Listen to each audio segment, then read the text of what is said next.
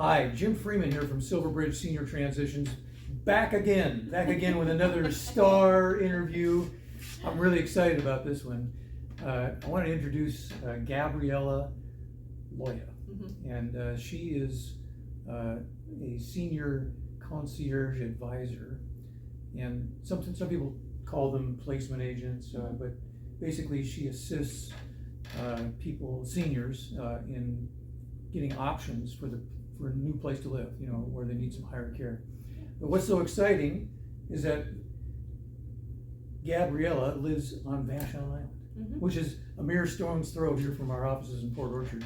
But just to remind you, Gabriella and her team, she has a team of a dozen or more people like her in her company, and they help people all around Puget Sound. So Kitsap County, Pierce, King, Snohomish, Thurston, yeah, everywhere. The whole gambit. Would you go down to Olympia?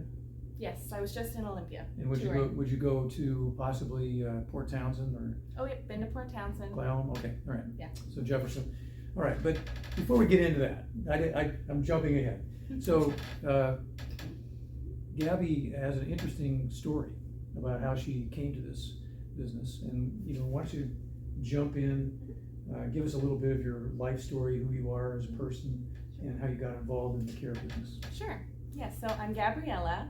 I'm 26 years old. So I graduated from college, 3 years ago, I would say. And senior care and the senior world is all I know. Which college, by the way? I went to Seattle Pacific University. SPU, yeah, okay. In Seattle. And I graduated with a degree in human development and family studies, and I minored in psychology. Nice. Yeah, and by the way, I used to play soccer with Cliff McGrath. I don't know who that is. He was SPU soccer coach in the 80s and 90s when they won their national championships. Oh yeah, the soccer team was a big deal over there. It is a big deal. Yeah. So so I was at SPU for about 5 years, graduated, and jumped right in to senior care. I became the social services assistant at a skilled nursing facility over in Federal Way. And I did that for about 6 months, and then quickly was thrown into the social services director position. Yeah. So I became the lead social worker of the skilled nursing facility. What does a social worker do in a facility like that? So my job was the discharge planner. So I was fully in charge of, right when the patient admitted, getting to know the patient, their family, and what their plan was. A lot of people that come into skilled nursing facilities have been through some kind of physical trauma, physical accident, or some sort of disease or illness. And falls. Yeah, falls. And the plan isn't usually to just go back home. And if it is, then my job is to make it as safe as possible. If that's was going home, going to assisted living, adult family home, having caregivers come in, whatever it might be as the discharge planner, my job was to navigate that entire process from the day they admitted, make sure everything was in line so that when their insurance issued a discharge date, they were set to go. So I was working with the clinical team, I was working with the administrative team. The family is very involved. Guardians, attorneys, all that. Yep. Okay. And so that was it was a very holistic position. I pretty much worked in every aspect I possibly could to make sure that they were ready to go. And so I did that for about 2 years, and I was thrown into the position in the middle of COVID as well. So we had a huge outbreak at our facility, and I quickly learned the intensity of COVID and seniors, and it was pretty serious business. Yeah. So it was a very intense time, and I think that's kind of what led to a little bit of exhaustion and a little bit of trauma from the job. But I still very much loved working with seniors and helping them, kind of getting the whole picture. So seeing them from point A, helping them to get to point B, and continuing to follow up with them, right. And make sure that everything worked out. And I loved that part of my job. And as the social worker, I was bombarded by placement agencies, home health, every kind of company there is out there to help seniors. And so I got a really good, as a social worker, a really good feel for who's out there and what they do and their intentions behind it. And that's how Concierge Care Advisors kind of entered my life. I had an advisor there, her name was Shelby, and she was the advisor who helped me with my patients. I referred one patient to her, and she worked miracles for me. She just absolutely worked miracles. She was a social worker's lifesaver. She just, I couldn't have thanked her enough as a social worker. I would refer a patient to her. I trusted her with my families, my patients. She came back to me and said, hey, we have a home, we have an assisted living or an adult family home for them to discharge. It can meet all of their care needs. Financially, they can afford it for life. It's in their preferred area. The family's toured it, I've toured it, they're good to go. Well, I imagine your employer in Federal Way was pretty happy to see you. Yeah. A young, well-educated, articulate, energetic person able to work with seniors and really help them. But so you encountered this idea of specialists becoming experts and options for seniors when they need to move somewhere. And that's how you got to be where you are now. Yeah. All right. So when you were working as a social worker in a skilled nursing facility, you're kind of really inside the four walls. Yeah. You don't have a lot of opportunity to get out. Yeah, that's why Shelby was amazing, because she was out in the field. Right. But you had a lot of responsibility. You had to give families and seniors options in a pretty tough situation. Yeah. Why don't you describe just maybe one briefly story about how that worked? Sure. So I will never, every social worker has their patients that they will never forget, keeps them up at night. And I did have one patient. Her care needs were very intense. She was tube feed. She couldn't sit up straight. She couldn't communicate. Full maximum assist with all of her daily activities, all of her ADLs. And as a social worker, you can only do so much. And am I talking about a story as a social worker or as concierge care? This is just, I'm looking for the story of what happened to the senior when you were at the skilled nursing facility. Gotcha. So as the social yes, worker. Right. Yeah. So as the social worker, you can really only do quite so much as far as giving resources and brochures and walking families along the path. And with somebody who has such high care needs, there's only so many options in the senior world, unfortunately. And so as a social worker and as my position now, I've learned it's really about getting creative, and it's really about thinking outside of the box, because there's got to be an option out there for these people. If it's complicated family dynamics, if it's high care needs, if it's really strict financial means, there's got to be a way to make it work. And in this scenario, it was high care needs, strict finances, pretty much everything up against her, and also very little family support. Yeah, it's rough. Which makes it really hard to coordinate when there's not a lot of outside support.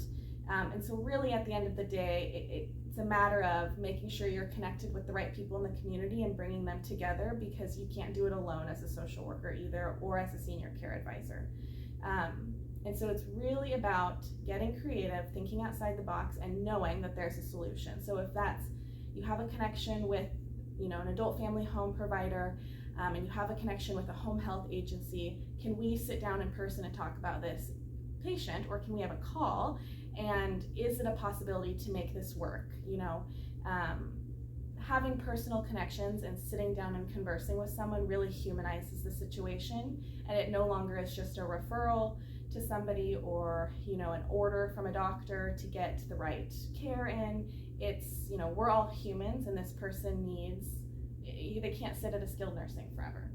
So that's when I would bring in concierge care advisors as a social worker. I would bring in, if I knew you guys, Silverbridge Senior Transitions. You know, because we need not just a place for that patient to go tomorrow, we need it to be able to fit their needs for the rest of their life, because we're not wanting to move seniors over and over again when something changes. Right. So that means making sure that we have finances in line, care needs in line, that it's a community or home that we trust and that will be able to take care of them for the rest of their life. So for example, with this patient, it was a matter of just reaching out to the community, pulling everybody in for an in-person care conference, and making sure everybody was able to do their part. And she's at an adult family home, and she's still there to this day as not even a social worker anymore, and I still check in with her family. Yeah, that's my experience too. I have friends now in all these places, and every once in a while, I call them up and see how they're doing. Yeah, even if it's the nurse, I just a quick check-in. Yeah. It's important to follow up. All right, so Shelby, your friend, showed you what was possible from her, and you had a great experience with it. And so then you approached Shelby and her boss, is that Mary? Mary Cordova. Yeah, Mary Cordova. And tell us a little bit about that. How'd you meet her, and why did you choose Concierge? Sure, so Shelby was constantly in my building. That's a big part of what we do, is we don't have somebody on our team, who's just sending out emails and sending out brochures. We live in the communities that we serve, and it's important that we go out and make these personal connections. If it's with clinicians, social workers, real estate agents, doctors, whoever it might be, social workers. And so Shelby was in my building once or twice every week. I could count on her bringing me caffeine. And we became friends, and that's really the goal, is that she was a good friend of mine that I really trusted. Right. She brought Mary in. I got to meet Mary in person, and she just time and time again continued to show up and really be there for my patients. Right. And she was the only one I referred to. Okay, and so you liked the team at Concierge. Very easy to communicate with. And you liked what they were doing. And I want to talk a little bit about the importance of this from several viewpoints. I want to talk about how important it is for seniors to get educated, informed options for where they're possibly going to go, and why they can't do that really on their own. Right. And then I want to talk about how you serve other social workers, possibly, or even the care communities that they go to. I think what you do as an intermediary, as somebody that connects people, is so valuable. But not everybody thinks that way. Right. So let's start with seniors. So in my experience, I've come into, somebody will say, call us up or send us a letter or an email. They say, my mom or my dad is, getting a little worse. We don't know what to do. The kids live all over the place. Right. Maybe there's a divorce, maybe not. Yeah. Maybe they own a home, maybe they don't. But it gets to a point where even seniors, a lot of the seniors we work with, realize themselves that something's got to change. Right. They don't feel comfortable. They're not able to get the care they need. Can't take care of themselves. Right. And most people have no idea where to go. They don't know what to do. Right. You can get on Google. You can get on Google. Maybe not all seniors can do that. No. But you can get on Google. You can kind of get a feel for some things. Maybe you can pull up some sites about communities nearby. Yeah. But how is a senior supposed to know what the character of each community is? Is it appropriate for their circumstances? Right. Do they have the staff and the facilities for their level of care needs? What does it cost? What are there non-refundable fees like community fees? What's it cost per month? What costs pop up later on? Right. And can they stay there for the rest of their life if if their needs change? Those are all questions. And every community is different, every one. And it's not because one community is good and one is bad. They're just different. They have different capacities. They have different outlooks. But let's be thankful, by the way, for all the care community developers and owners and executive directors that provide these facilities that are so needed by seniors. So thank you very much, everybody in the community that does that. But, so how do you address the question of knowledge for a senior? How do you do that? Yeah, I usually start off, reassuring them that it is a very daunting experience and it can be very overwhelming. And also keep in mind, not every home and community has an internet presence. So a lot of assisted living communities have beautiful websites, but a lot of adult family homes, which is another form of senior housing and senior care, don't have any internet presence. They can't afford it. Yeah, and it's just not the most important thing to them. Yeah. So that's totally fine, but sometimes it can make it hard to even begin that search. So with that, we vet all of our homes and communities.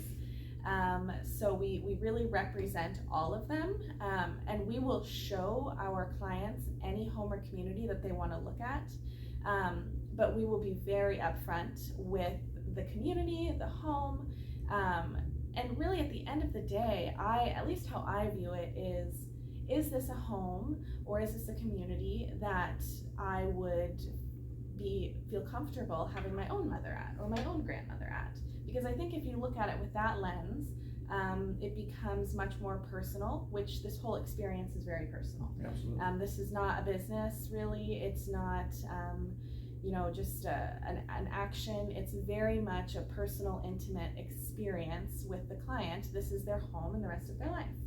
And also, a lot of it, financially, this is something that they've been saving for their whole life, and not always is this what they planned to spend their money on. Right. So it can be, it can be an emotional time, and it can be an exciting time all at the same time. And so between our vetting process, we have social workers on the back end, and their sole job is helping us come up with the tour guide and come up with homes or communities that very specifically meet each client's needs and preferences, financially, care, geographically, and like I always say, meets those needs today and forever. So we have social workers that's their whole job.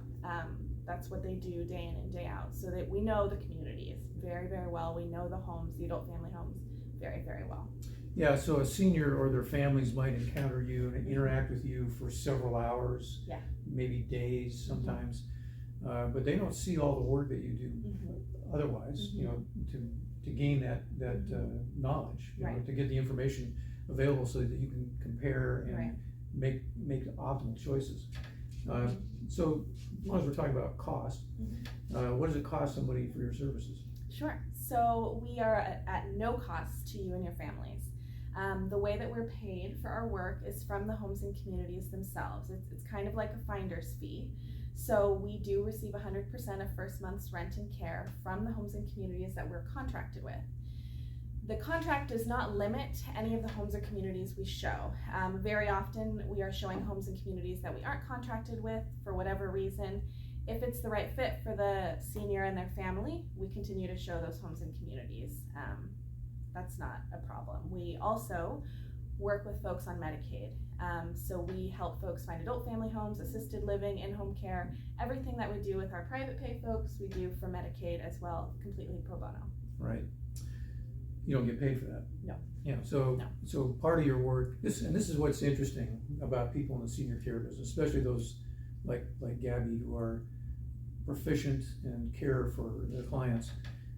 When you're referred to somebody to you, our outlook is that we want to leave them better than they were. Right. And we may not be able to solve all their problems, but if we can do just one or two things or five, we do them. And we do that regardless of whether we get paid or not.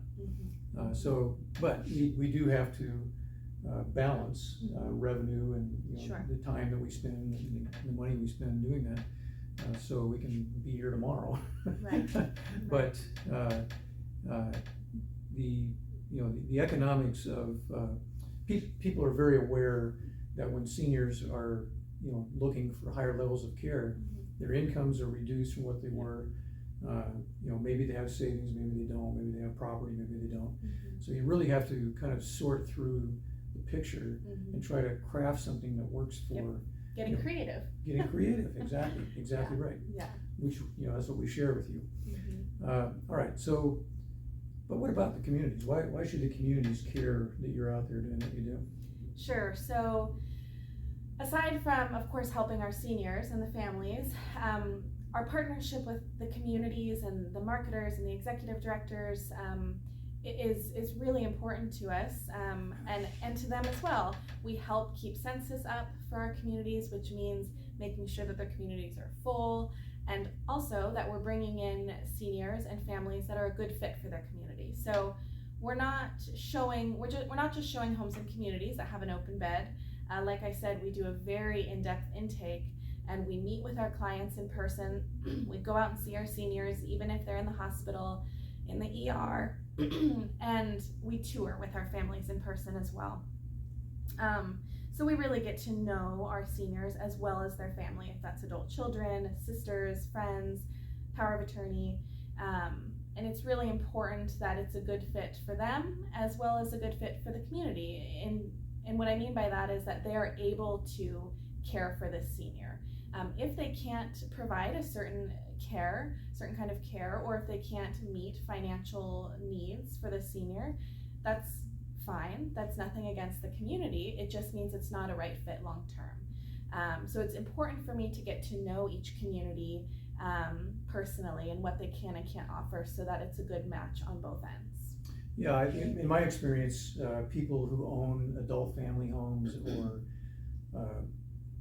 community relations directors at care communities, large or small, they're all pretty good people. Amazing. I haven't met one that I didn't like.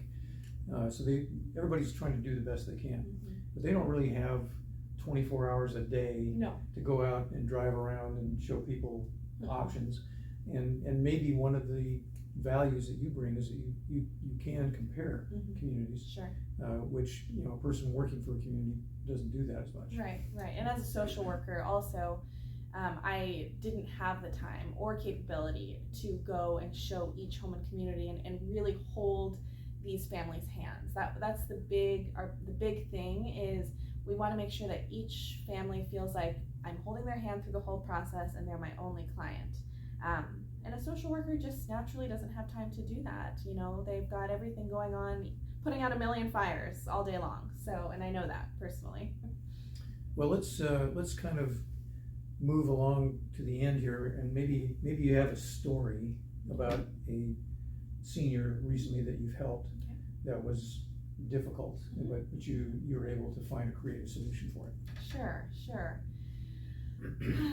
So, not to put you on the spot. Yeah. So, also a lot of the clients I work with are needing assistance. So we don't have a huge independent clientele, but we definitely help folks find independent living if that's what they need. A lot of the folks that we find need assistance and are usually in crisis mode.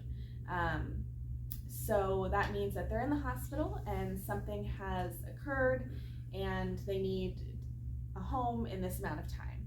A lot of my clients also are planning for their future. I'm working with them for months and months and months, meeting with them consistently over time. So I have a wide, base of clientele. But a lot of my clients have, time restrictions, money restrictions, and like I continue to say, it's a lot about getting creative. I just think most recently I had a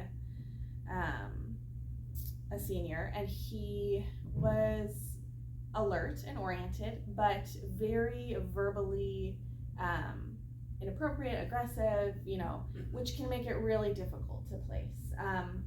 It doesn't really matter your care needs or your financial status. If you are verbally, you have verbal outbursts, it can be tough sometimes.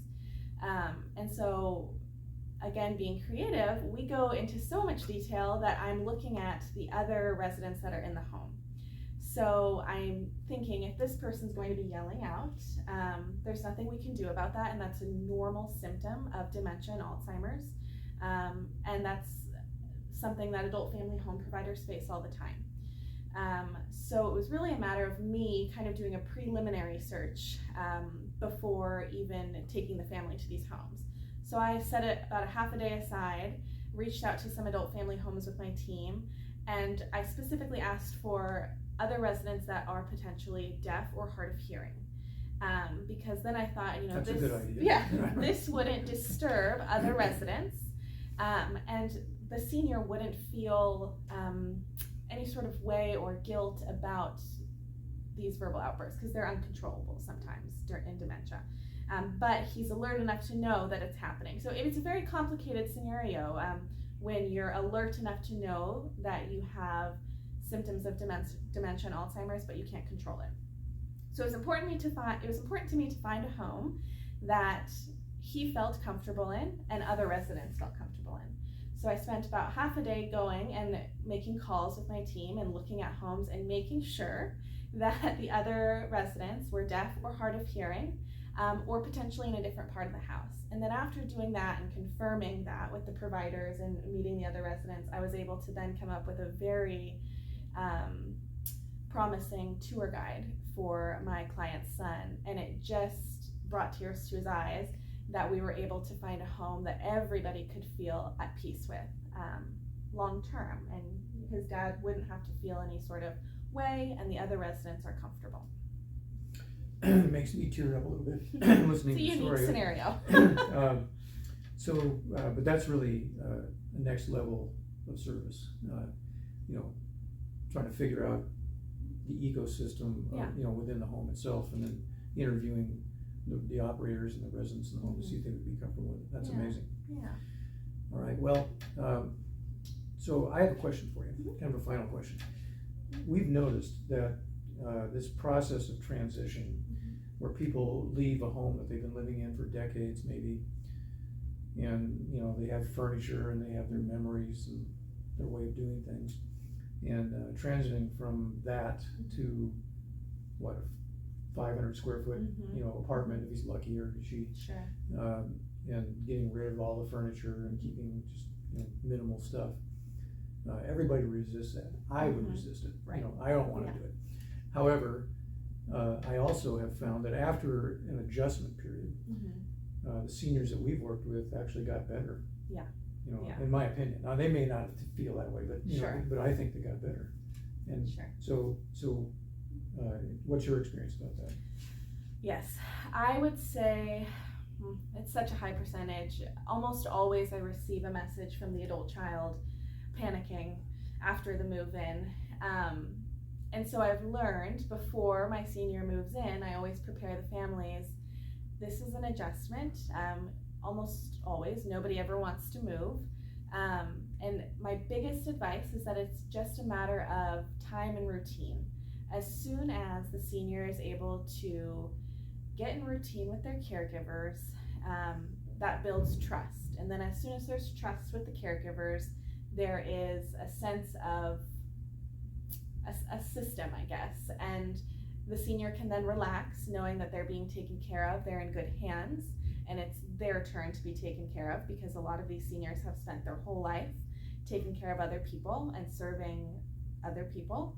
And so it's just a matter of giving them the time to adjust, trust, and then, realize that this is their time to allow others to be there for them. But that takes time, and it's usually a lot longer than most adult children prepare for. But that's why I tell them at the beginning, it's going to take longer than you think, but when it does happen, it's going to be the biggest relief off of your shoulders as well as theirs. And then adult children can go and visit their parents and be their child. They don't have to be their caretaker. They don't have to be their financial planner anymore. They can simply just be their child again, which is a relief. Yeah, so to you seniors out there who may be seeing this,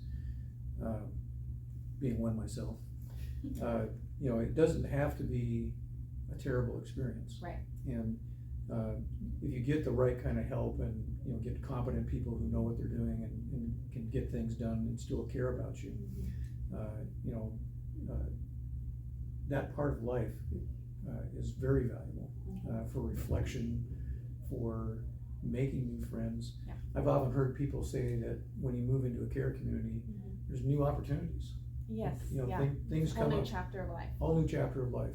Some people really take to it, others don't. But Sure. But, you know, it's not because the opportunity isn't there if you want to take charge of it yourself. Yeah. All right, well, Gabby, thanks a lot. Yeah, I really appreciate the insight, love what you do. Mm-hmm. Me too. You know, we are very happy to refer people to you when we have them. So I hope, you know, if you're watching this, you'll have an opportunity to speak directly with Gabby and find out more about Concierge and everything they do. Yeah, thank you so much for having me. The best. Thank you.